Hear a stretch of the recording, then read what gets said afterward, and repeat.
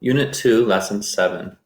We're going to spend a few minutes talking about this text with the idea in mind that we need to read like a writer and write like a reader. So let's look at some of the things that the author did well. The first thing I'd like to point out is the introduction. Remember, good writers use a hook. A hook can be a statistic, an anecdote, a joke, a surprising fact, or a quote. And here we see the quote, "Finding a job is a full-time job." The author does a great job bringing that quote into both the beginning and the end of this article. And so we can see at the end, the author says, create that dynamic cover letter and the job of job search is done. And so what the author does here is creates kind of a cycle.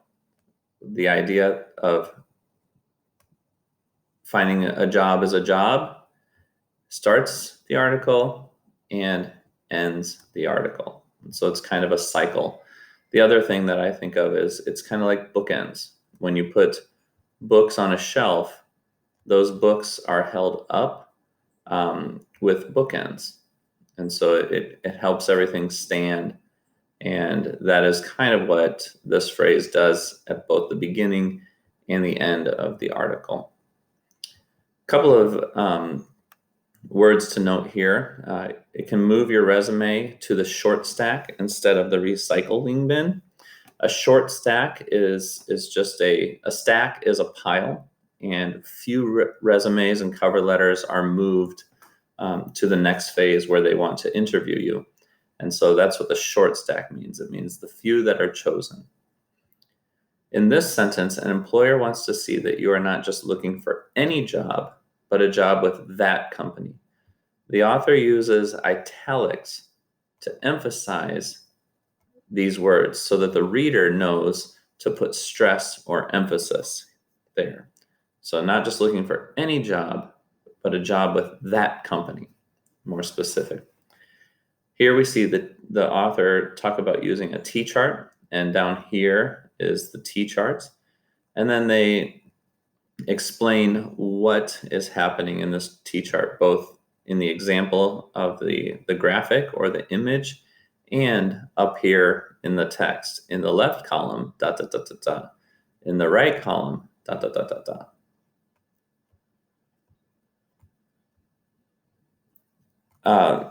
As they're going through the 5 criteria for a dynamic cover letter, number 2 says write a catchy introduction.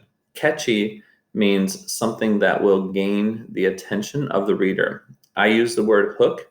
Catchy is another way to describe that, an introduction that will grab the reader's attention or catch their attention. This word I thought might be a new word for some, enthusiasm. Enthusiasm. So show enthusiasm or show excitement.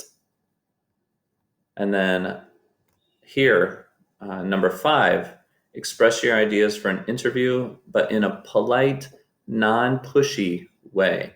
A couple things I want to remind you is that in English, when we use a hyphen or we say we hyphenate a word, that's this right here, this line, that's a hyphen.